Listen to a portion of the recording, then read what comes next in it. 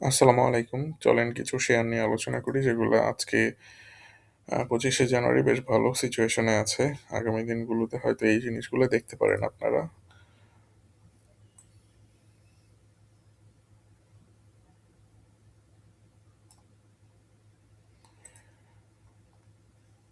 Phoenix finance আ একটা down trend line breakout করেছে এটা।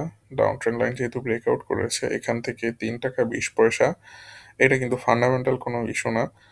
জাস্ট হচ্ছে টেকনিক্যাল পয়েন্ট অফ ভিউ থেকে এইটার গন্তব্য হয়তো ৳৪ পর্যন্ত হতে পারে।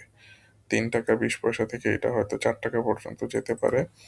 এই ধরনের একটা টার্গেট আপনারা রাখতে পারেন যদি বাড়তে থাকে।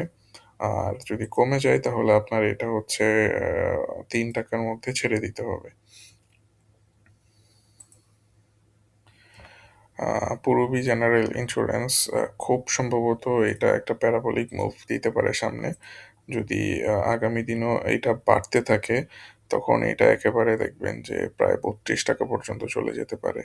আগামী দিন যদি বাড়ে এটা একেবারে ৳৩২ পর্যন্ত চলে যাবে এবং যদি কমে যায় তাহলে আপনাদের এইটা হয়তো দেখা যাবে যে অনেক নিচে চলে আসে স্টপ লস। একটু দেখে শুনে স্টপ লস নিতে হবে। এটা রিস্কি, অনেক রিস্কি শেয়ার আপনাদের জন্য। বাট তারপরেও আ যারা রিস্ক নিতে পারবেন তারা হয়তো এটা দেখতে পারবেন। আ এরপরে হচ্ছে আমাদের ফোনিক্স ইন্সুরেন্স। আ এইটাও বেশ ভালো লেভেলের একটা ব্রেকআউট দিয়েছে। এইটার গন্তব্য হতে পারে আ সামনের দিকে প্রায় হচ্ছে আ চল ৳৪০ পর্যন্ত এটা চলে যেতে পারে।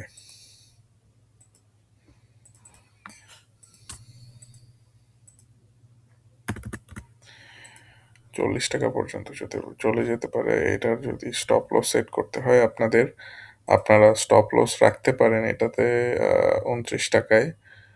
যদিও এগুলা খুবই রিস্কি কারণ মার্কেট বাড়লে বা ইন্স্যুরেন্স বা ফাইন্যান্স সেক্টর বাড়লে দেন এই জিনিসগুলা বাড়বে। আর যদি না বাড়ে তাহলে দেখা যাবে যে আবার এটা নিচে চলে আসতেছে। সো রিস্ক ম্যানেজ করে তারপরে আপনাদের এইসব জিনিসগুলা নিতে হবে।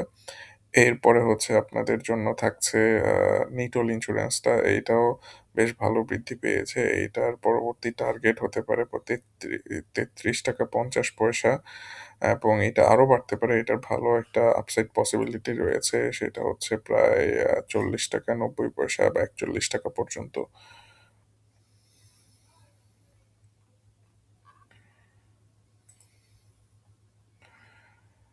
আ বারাকা পতেঙ্গা পাওয়ার এইটাও ব্রেকআউট করেছে মোটামুটি বলা যায়। এইটা ৳১৫.১০ য় আছে।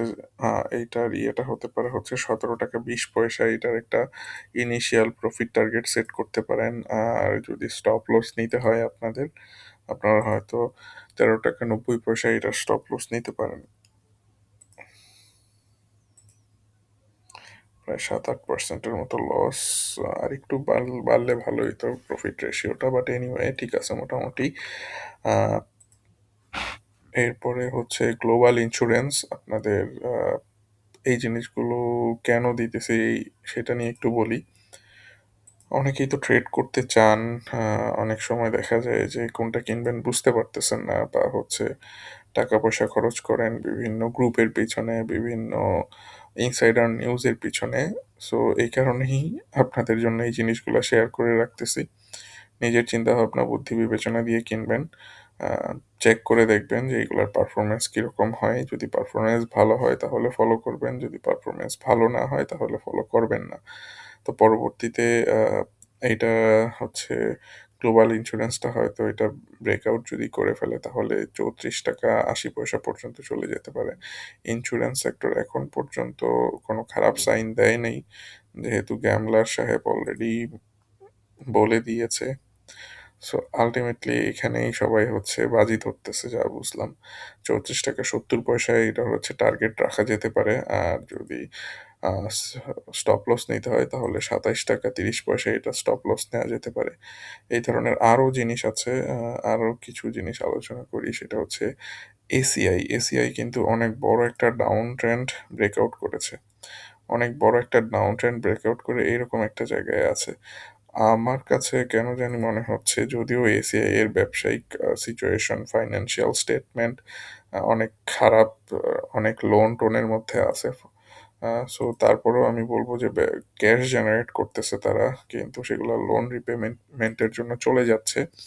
সো এইটা যদি কেউ এটা নেয় তাহলে দেখা যাবে যে ২৭০, ৩৫০ এই লেভেলগুলা পর্যন্ত এই এসিআই শেয়ারটা চলে যেতে পারে। আর যদি স্টপ লস নিতে হয় তাহলে হয়তো এই জায়গাতে ৳১৮৮ এটা স্টপ লস রেখে দিতে পারে। একটা ভা ভারী শেয়ার যেহেতু এগুলা বাড়তে বা কমতে সময় লাগবে।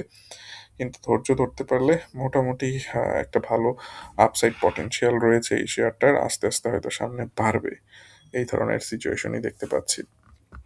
ইবনে সিনা ফার্মাসিউটিক্যালস এর মধ্যেও ভালো প্যাটার্ন দেখতে পাচ্ছি। এটাকে হয়তো ৳৩২৪ থেকে এটাকে ৳৩৮০ পর্যন্ত দেখতে পারেন। যদি কমে যায় তাহলে হয়তো ৳৩০০ নিচে এটা স্টপ লস নিতে পারেন। আরো অনেক শেয়ারগুলা আছে, এগুলা পরবর্তীতে সময় পেলে আপনাদের সাথে জানাবো। আপাতত এগুলা দেখেন, দেখতে থাকেন কি হয় না হয়। আর মার্কেট যেহেতু ভালো না, সামনে কয়েকদিন ১-২ দিন হয়তো স্লো যাবে। আরো কমে হয়তো পাবেন এগুলো। আরেকটু কমে গেলেও হয়তো কিনতে পারেন। সো এই টাইমে এই প্রাইসের চেয়ে আরেকটু যখন কমে যাবে তখনও হয়তো এই শেয়ারগুলো আপনারা দেখতে পারবেন। তো এই ছিল আজকের আলোচনা মোটামুটি। সবাই ভালো থাকেন। আল্লাহ হাফেজ।